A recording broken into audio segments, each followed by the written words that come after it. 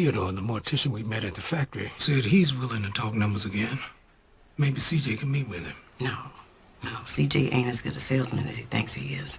Besides, nobody can represent my company like me. Theodore is the richest colored man in town. Convince him his sycophants fall in line. I'm gonna go talk to Theodore right now. Thanks again for everything. Ransom, we can't fail.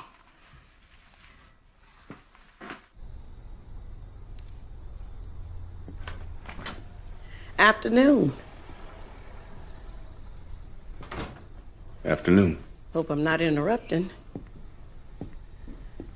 I heard you were interested in talking more about investing in my factory. Just tell me what it'll take to get you to come on board.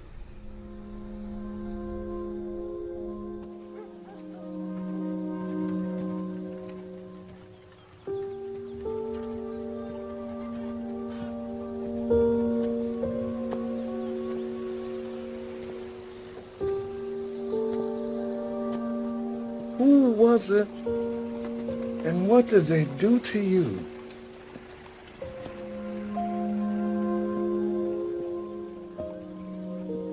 It's okay. Ransom said that you was in a meeting with a mortician. He tried to. You got away. What you want from me? Take one more step and I will blow the black off you.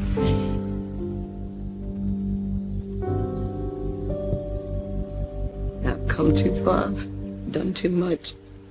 I'm gonna let that happen again. It's all right. You gonna be all right, sir. CJ home. What do I tell him? Nothing. Nothing at all. You and I both know.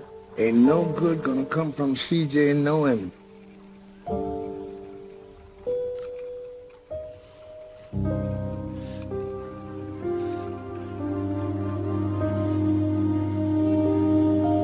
Hey folks, this is part 2 of the negative male cliches of self-made, the so-called story of Madam C.J. Walker. And one of the most common black feminist tropes that we hear in media, in talking points, is about sexual assault and rape of black women. Depending on who you talk to, between 40%, somewhere upwards to 80% of black women have been sexually molested or sexually assaulted in their lifetime, right?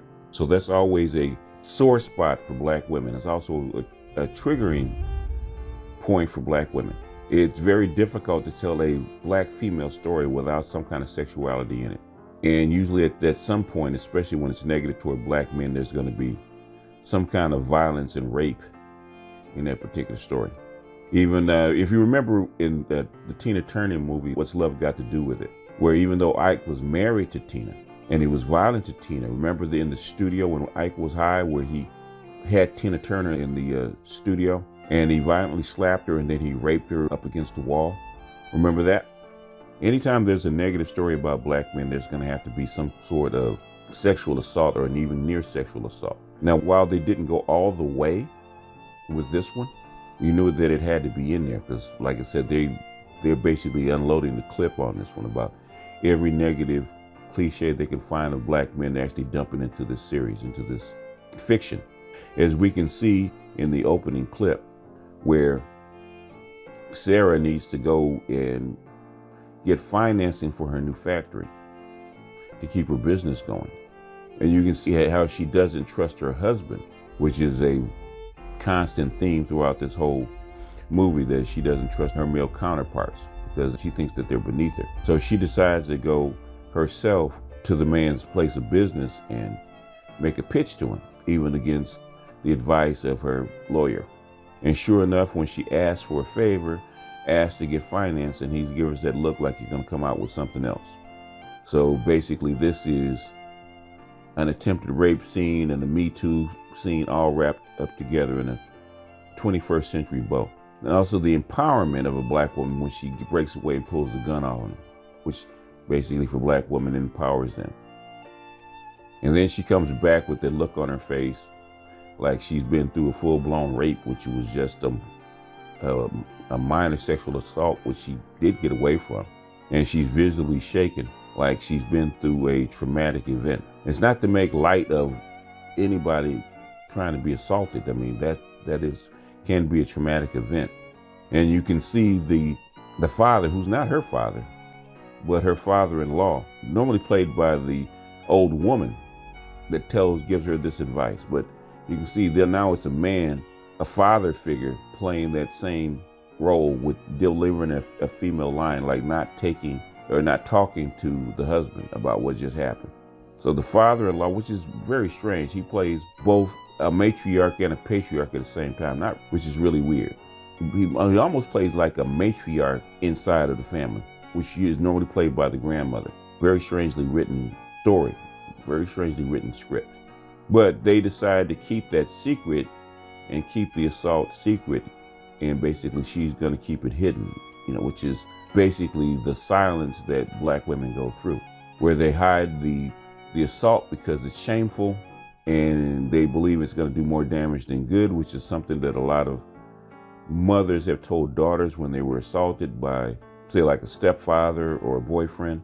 And when the little girl wants to go tell her father or other people in the family, the mother tells her that nothing good is going to come from that, so you should keep quiet.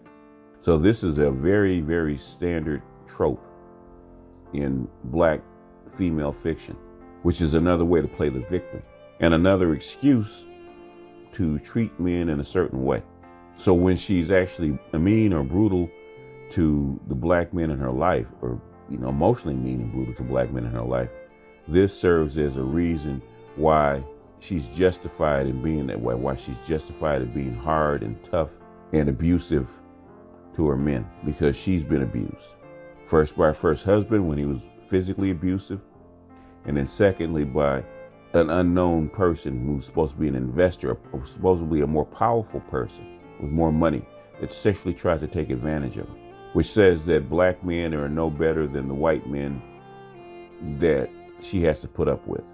And a black man will use and abuse her just like a white man will. And the belief is, or the trope is, that black women have to climb over the barrier or the roadblock of black men to actually be more successful. And this is basically going to be a theme throughout the whole movie, which is actually a theme in black American life going all the way back to Reconstruction, that the black women had to climb over the black man to get her just rewards.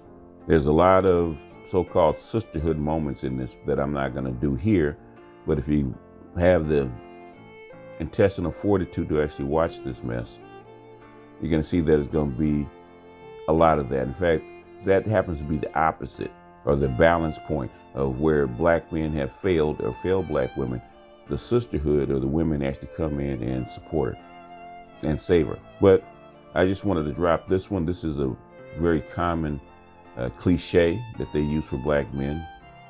So we already have the violent thug that she loves, and then the rapist or molesting powerful black man that tries to take advantage of her that she has to overcome. But anyway, that's all I got for this one. That this clip was actually very short. You notice the two most abusive people only have a very short time on the screen. It's very interesting. But the thing is that the point is made and the point is powerful that they don't have to make a whole character out of it. But with that, I'm gonna jump off here. This is BGS out, and I'll see you guys on the next one.